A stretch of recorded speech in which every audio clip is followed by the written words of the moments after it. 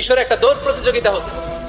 ওই দৌড় প্রতিযোগিতায় আমর ইবনুল আস রাদিয়াল্লাহু তাআলা আনহু ছেলে অংশগ্রহণ করেছে, কিন্তু এক মিশরি ওই দৌড় প্রতিযোগিতায় চ্যাম্পিয়ন হয়ে গেছে। রানার্স আপ হয়েছে আমর ইবনুল আসের ছেলে।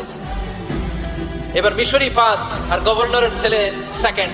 রাগের চোটে আমর ইবনুল আসের ছেলে ওই মিশরির মাথার মধ্যে কয়েকটা বাড়ি মেরেছে। মিশরি বলে, আমার মাল্লা কেন, তুমি খেলাই পারো না, আমার মাল্লা কেন? কয় আনা ইবনুল আকরামিন, আমি গভর্নরের পোলা, আমি যা বলবো এটাই হবে, আমার উপরে কথা নাই।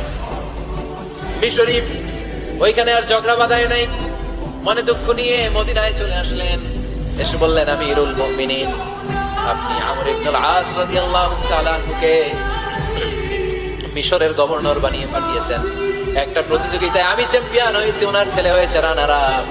কেন সে চ্যাম্পিয়ন হতে পারে নাই? এই কারণে আমার মাথায় লাঠি দিয়ে 3টা বাড়ি মেরেছে। বিচারটা দিছে কার দরবারে? কথা বুঝেন নাই বোধহয়? ওমর ফারুকের দরবারে। ওমর ফারুক বললেন, তাই আগামী বছরের অমুক তারিখ আমি সব গভর্নরদেরকে ডেকে হিসাব নিতে, ওই দিন তুই থাকবি, পারবি না? মিশরে বলে, পারবো, মানে অবশ্যই পারবো।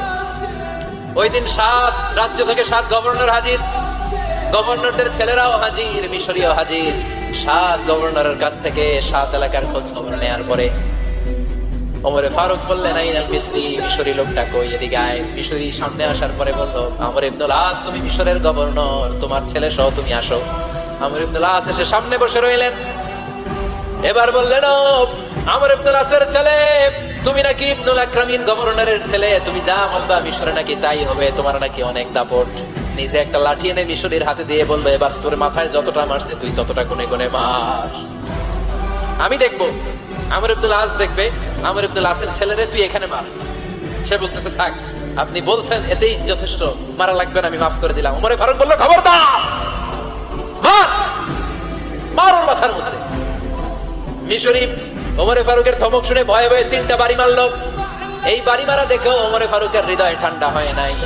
লজ্জায় আমর ইবনুল আস, বয়স হয়ে গিয়েছে, সাহাবা, মাথা তখন টাক, মাথায় চুল নাই, লজ্জায় মাথাটা হেট হয়ে মাথাটা নিচু করে রেখেছে।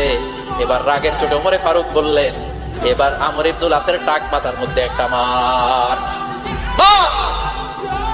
কেন ছেলেকে শিক্ষা দিতে পারে নাই? ইয়া আমর ইবনুল আস, মাতা জাআলতুমুন নাস আবিদা, তোমরা কখন মিশরীদেরকে নিজেদের দাস বানায় নিলা? ওয়াকাদ ওয়ালাদাতুম উম্মুহুম আহরারা, আর ওদের মায়েরা তো ওদেরকে স্বাধীন সন্তান হিসেবে প্রসব করেছে। মানুষদের উপর ক্ষমতাগিরি করার জন্য গভর্নর পাঠাই নাই। খবরদার, জনগণ, তাদেরকে দেখভাল করার জন্য তোমাদেরকে পাঠানো হয়েছে, তাদের উপর কোনো অত্যাচার করার জন্য নয়। চিল্লায় বলেন ঠিক কিনা?